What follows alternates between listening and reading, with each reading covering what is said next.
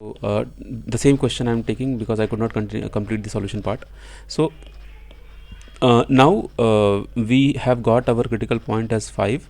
So I will break my function as like this integration 2 to 8 I will break as 2 to 5 plus 5 to 8. And now in this, here you have the mod main function x minus 5. So here what function you will write and here what function you will write. Which function will go where? So this function you will substitute here and this function you will substitute here.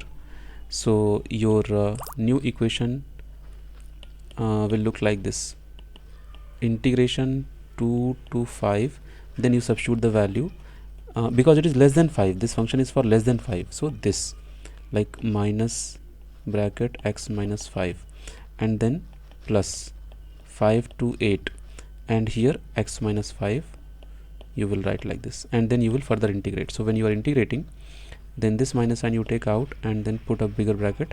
So it will be like x square by 2 minus 5x and waiting for the limit 2 to 5 and plus again bracket x square by 2 minus 5x 5 to 8. Now next part, minus this 5 you can substitute here. So 5 square by 2 minus 5x, sorry, minus 5 into 5, and then you will put the 2, then minus 2 square by 2 minus 5 into 2, and after that this one done, I mean this part over. Then for this part you will substitute the values. So that is going to be bracket 8 square, first you put 8, so it is going to be 8 square by 2 minus 5 into 8, this part over, and then put minus sign, then put this 5, so 5 square by 2 minus 5 into 5. So when you will solve this complete thing, because now again you have lot of calculations here, you may do mistake while calculating the question, so you have to take care, like so that you can't do any mistake here. Okay,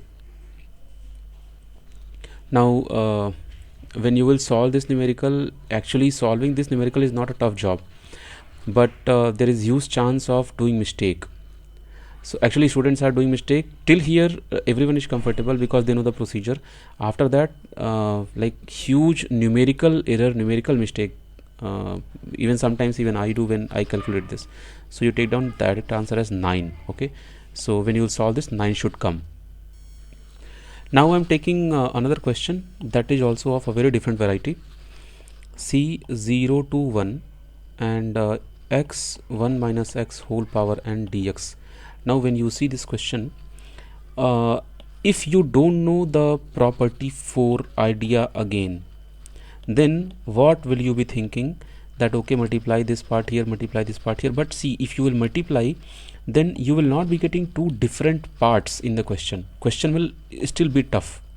So but if you will apply one small trick by using property 4, then this question you will crack easily. So consider the total answer is coming as I, and then apply property 4. So your new I will become 0 to 1, and this is going to be 1 minus x, and this is going to be 1 minus x power n. Okay, now if you further open this, the I value will look like 0 to 1 minus x, and 1 minus x, it means x power n. Okay, now this x power n you can multiply here and here. Now you will be getting two proper parts. So you are getting now 0 to 1, you can see x power n, and then minus 0 to 1 you are getting x power n plus 1. Now you can see this part is being easy. When you will break them in two different parts, you can easily integrate them. Let's integrate them. Then I is equal to, this time no need to add, we are only applying property 4 to make two good parts here. But here in the beginning of the question itself, if you multiply 1 here, because of whole power n, you can't break them in two different parts. That's why we applied the property 4. That is the idea behind. So almost done. So you integrate this part, so it will come as x power n plus 1 by n plus 1, and your limit will look like 0 to 1 and minus then x power n plus 1 divided by n plus 1 and 0 to 1. Then almost done. You substitute 1 and then it will become 1 power n plus 1. 1 power anything is 1 only, divided by n plus 1. 0 if you substitute, answer will go 0, so I am not writing 0 part. In same way minus, when you substitute this 1, then again 1 power something will be 1 only, so 1 by n plus 2, again 0 you substitute, will be getting. So now you take LCM, so it's like n plus 2 minus n minus 1 divided by n plus 1 n plus 2, like cross multiplication.